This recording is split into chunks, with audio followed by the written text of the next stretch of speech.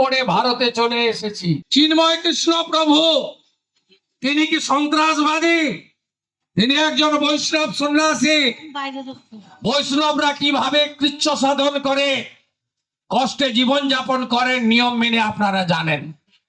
তারা অন্ন গ্রহণ করেন না, প্রসাদ গ্রহণ করেন রাধা মাধবকে উৎসর্গ করার পরে। তাদের শৃঙ্খলিত জীবন, কৃচ্ছ সাধনের জীবন। একটাই অপরাধ ছিল, মণ্ডিত মস্তক, মাথায় শিখা, গেরুয়া বসন পরা, ধুতি পরা এই সন্ন্যাসীর। তিনি আমরা নানা জাতে বিভক্ত ছিলাম, ব্রাহ্মণ, ভূমিহার, রাজপুত, লালা, কেউ তফসিলি সমাজ, কেউ আমরা তিলি, তেলি, কামার, কুমোর, লোহার, কত রকম ভাবে বিভক্ত। তিনি সমগ্র হিন্দু সমাজকে এক করতে চেয়েছিলেন। কেউ বৈষ্ণব, কেউ গড়িয়া মঠ, কেউ রামকৃষ্ণ মঠ ও মিশন।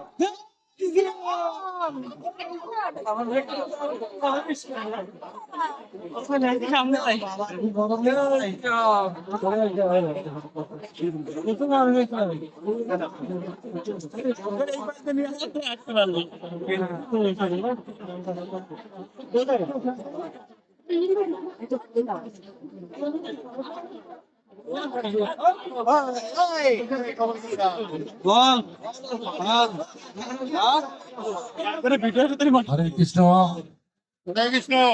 সমবেত ভক্ত মন্ডলী, আমি আয়োজকদেরকে ধন্যবাদ জানাবো যে ভাগবত কথা রামনবমী উপলক্ষে গতকাল অধিবাসের মধ্য দিয়ে শুরু হয়েছে। এখানে আমাদের অনেক সতীর্থরা আছেন। আমার ভাতৃপ্রতিম কাউন্সিলর মহোদয়,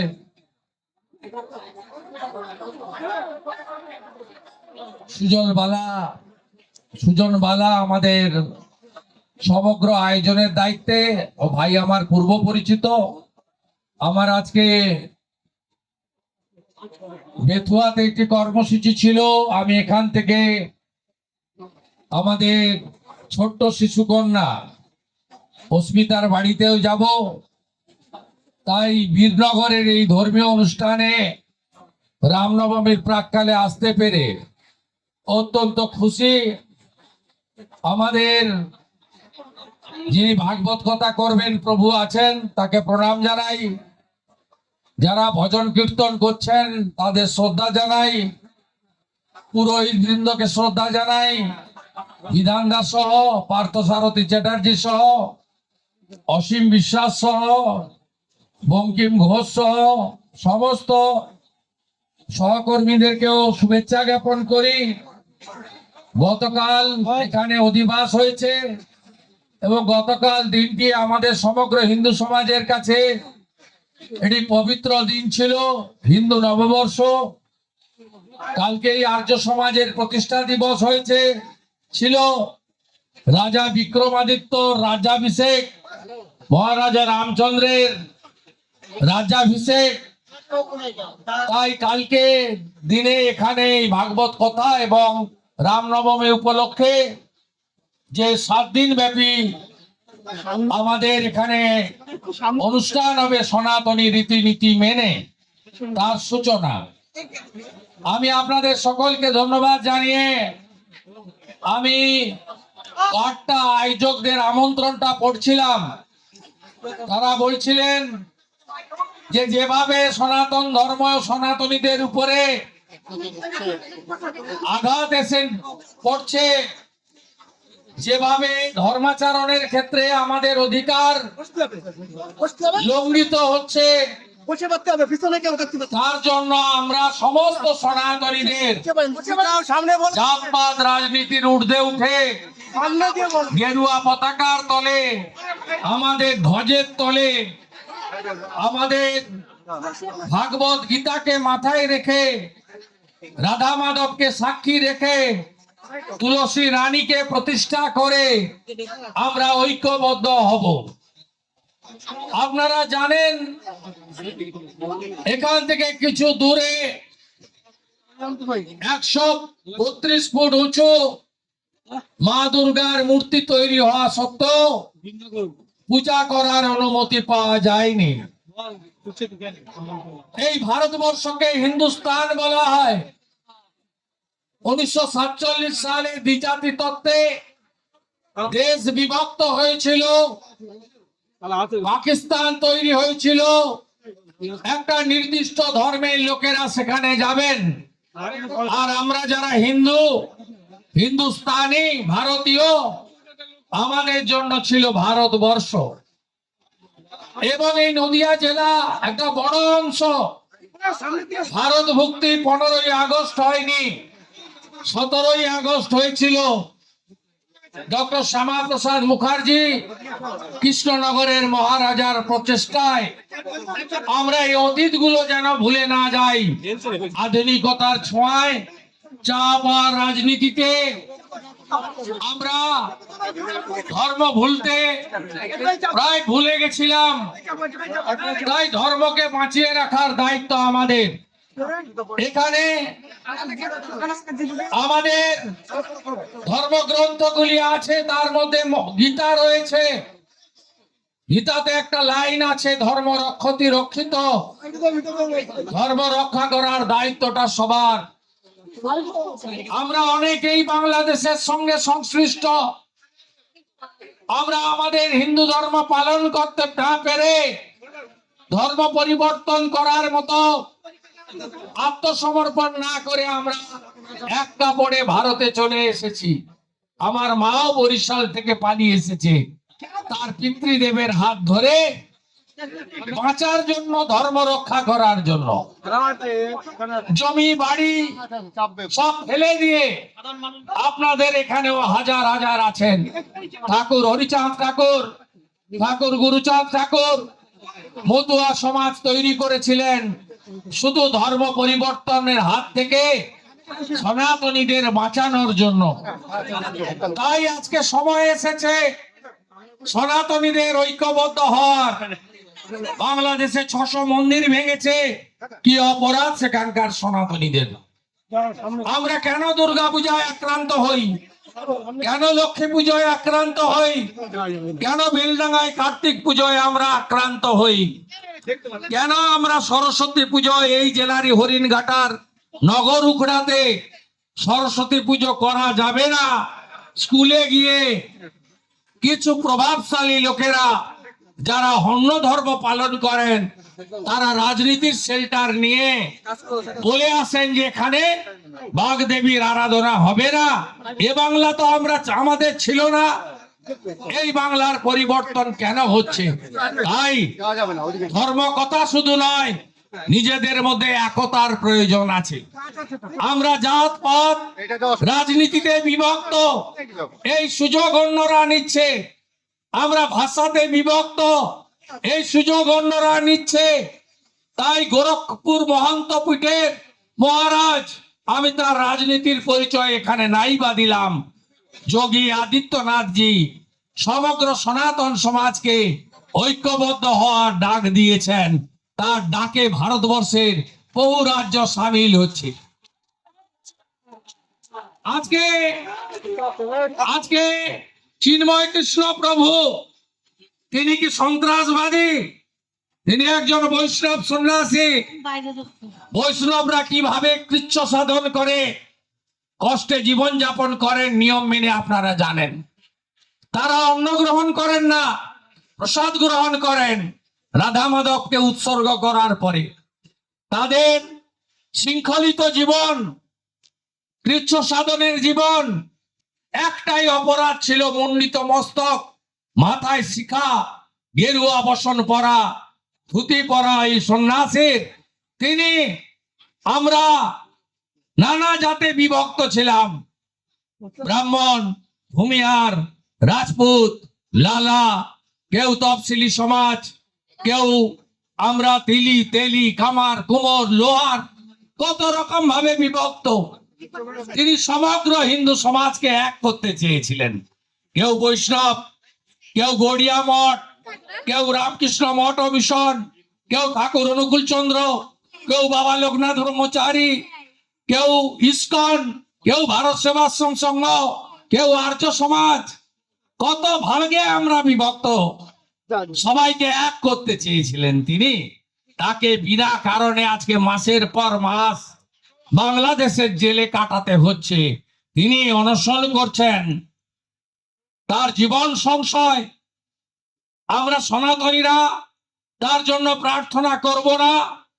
আমরা আমাদের গৌরাঙ্গর কাছে, গৌর নিতাইয়ের কাছে, রাধা মাধবের কাছে, তুলসী মাতার কাছে আমরা প্রার্থনা করব না, হে প্রভু আমাদের এই বীর সন্ন্যাসীকে তাড়াতাড়ি সুস্থ অবস্থায় মুক্তি দাও। যদি ভারেন আমার বাড়ি কিছু হয়নি, কাল যাহা মোথা বাড়ি, আগামীকাল তাহা তোমার বাড়ি। এ হিন্দু তুমি জাগো। মোথা বাড়িতে বেছে বেছে হিন্দু দোকান পুড়িয়েছে, নওদাতে আগুন লাগিয়েছে পানের বরজে। আপনি যদি না জাগেন কবে জাগবেন?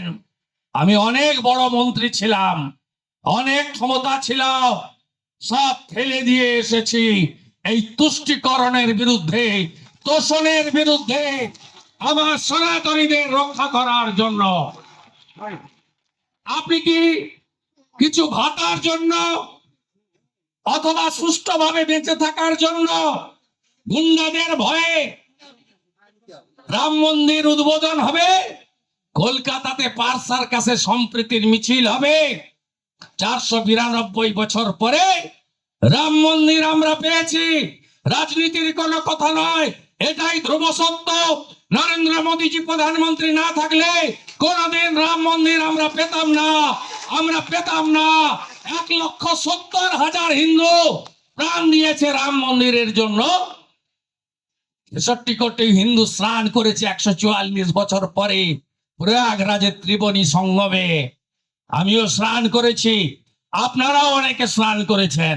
যারা যেতে পারেননি জল এনে মাথায় ছিটিয়েছেন। মহাকুম্ভের পুণ্য স্নান এক হয়েছে হিন্দুস্তান। আমাদের প্রশাসনিক কর্তৃ বিধানসভায় দাঁড়িয়ে বলবেন ওটা মহাকুম্ভ নয়, মৃত্যু কুম্ভ। আপনি মেনে নেবেন? আপনি না হিন্দু, আপনি প্রতিবাদ করবেন না? অন্য ধর্মের মিলন নিয়ে বলতে পারবেন? আপনি পারবেন না। তাই জাগো হিন্দু, আর ঘুমিয়ে থেকো না। সব যাবে, বাংলাদেশে সব গেছে। ধুতি পরা নিষিদ্ধ, কপালে চন্দন মাখা নিষিদ্ধ, গলায় তুলসী রাখা নিষিদ্ধ, মায়েদের শাখা পলা সিঁদুর পরা নিষিদ্ধ, সব নিষিদ্ধ হয়ে গেছে। এই বাংলাটা বেঁচে আছে, বাঁচতে গেলে এক হতে হবে। আজকে যদি কেউ বলেন গন্দা ধর্ম, আজকেই বলেছেন কলকাতায় দাঁড়িয়ে হিন্দু ধর্ম গন্দা ধর্ম, হিন্দিতে গন্দা, তার বাংলা করলে কি জানায়? নোংরা। আপনি হিন্দু, আপনার ধর্ম নোংরা? আপনি এখনো চুপ করে থাকবেন না? তো বাবু আমি ভালো আছি, বীরনগরে তো কিছু হয়নি। কাল যাহা মোতা বাড়ি, আগামীকাল হবে আপনার বাড়ি। জাগো হিন্দু, জাগো হিন্দু, জাগো হিন্দু। রাম, ভগবান রাম আমাদের আত্মা, ভগবান রাম হিন্দুদের প্রতীক। নদিয়া নগরে দাঁড়িয়ে আছি। শ্রী চৈতন্য দেব হরে কৃষ্ণ মন্ত্রের সঙ্গে রাম রাম উচ্চারণ করেছিলেন। শ্রী চৈতন্য দেব প্রভু পুরীতে গিয়ে রামচন্দ্রের ধনুর্বাণ উপরের দিকে তুলে ধরেছিলেন। শ্রী চৈতন্য প্রভু নদিয়া নগরের পথে পথে রাম রাম রক্ষমাম কীর্তন ভজনে বোল তুলেছিলেন। তাই ভগবান রামচন্দ্র উত্তরপ্রদেশের ভগবান নয়, গোটা পৃথিবীর হিন্দুদের আস্থার প্রতীক ভগবান রামচন্দ্র। রামনবমী জোরদার ভাবে পালন করবেন, সর্বত্র ধ্বজ লাগাবেন, সর্বত্র জয় শ্রীরামের নারা তুলবেন, শান্তিপূর্ণ ভাবে করবেন, অন্যের অসুবিধা না করে করবেন। যেখানেই বাধা দেবে রাস্তায় বসে জয় শ্রীরামের নাম করবেন। জাগো হিন্দু, জাগো। এ লড়াই টিকে থাকার লড়াই নয়, এ লড়াই অস্তিত্ব রক্ষার লড়াই। আমরা 51 সালে ছিলাম বাংলায় 85 ভাগ, আজ হয়েছে 67 ভাগ। 47-এ দেশ ভাগের সময় বাংলাদেশে হিন্দু ছিল 33 ভাগ, আজ হয়েছে মাত্র 7 ভাগ। অস্তিত্ব বিপন্ন হবে যেদিন আপনি 50%-এর নিচে নেমে যাবেন, সেদিন ধর্মনিরপেক্ষতা, সংবিধান এসব শব্দ থাকবে না, সারিয়া কানুন চলবে। মেয়েদের বাড়ি থেকে বেরোনো বন্ধ হবে, মেয়েদের কাপড়ের তলায় পর্দার নিচে থাকতে হবে। আপনি এইভাবে রাধা মাধবের কীর্তন গান, ভজন সঙ্গীত, রামায়ণ মহাভারতের কথা আলোচনা করতে পারবেন না। জাগো হিন্দু, জাগো হিন্দু, জাগো হিন্দু, জাগো হিন্দু, জাগো হিন্দু। সনাতনের জয় হোক। সবাইকে অনুরোধ করব শঙ্খ বাজানো, দীপদান, একাদশী পূর্ণিমা অমাবস্যা পালন করা, কার্তিক মাস দামোদর মাস পালন করা, ঘরে ঘরে তুলসী স্থাপন, বেদ উপনিষদ, গীতা রামায়ণ মহাভারত পড়ার অভ্যাস ফিরিয়ে আনার সাথে সাথে গুরুকুল চালু করা, গোশালা চালু করা, ভারতীয় সংস্কৃতি, সনাতন সংস্কৃতিকে ফিরিয়ে আনতেই হবে। এবং সবাই ভালো থাকবেন। আপনাদের সকলকে প্রণাম জানিয়ে, শ্রদ্ধা জানিয়ে, আয়োজকদের কৃতজ্ঞতা জানিয়ে আমার ঠাকুরের প্রতি অর্ঘ্য। শ্রী কৃষ্ণ চৈতন্য প্রভু নিত্যানন্দ, শ্রী অদ্বৈত গদাধর শিবাসাদি গৌর ভক্ত বৃন্দ। হরে কৃষ্ণ কৃষ্ণ কৃষ্ণ হরে হরে, হরে হরে রাম, রাম রাম হরে হরে। গৌর নিতাই প্রেমানন্দে হরি হরি বল, প্রেমানন্দে হরি হরি বল, গৌর নিতাই প্রেমানন্দে হরি হরি বল। ধর্ম কি জয় হো, জয় জয় শ্রীরাম, জয় শ্রীরাম, জয় জয় শ্রীরাম। सियावर रामचंद्र की, सियावर रामचंद्र की, सियावर रामचंद्र की।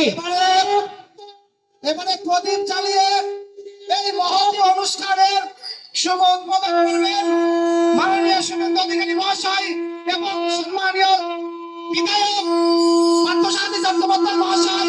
সঙ্গে সহযোগিতা করবেন মাননীয় বিধায়ক অসীম বিশ্বাস, মাননীয় বিধায়ক বঙ্কিম ঘোষ মহাশয়। সবাইকে অনুরোধ করছি প্রদীপ জ্বালিয়ে অনুষ্ঠানের শুভ সূচনা করবার জন্য।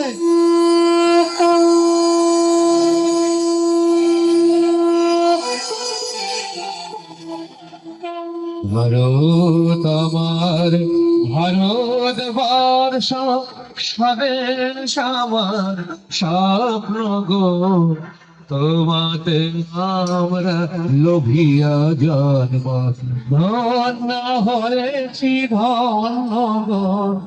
ভারত আমার, ভারত বর্ষ, স্বদেশ আমার স্বপ্ন গো।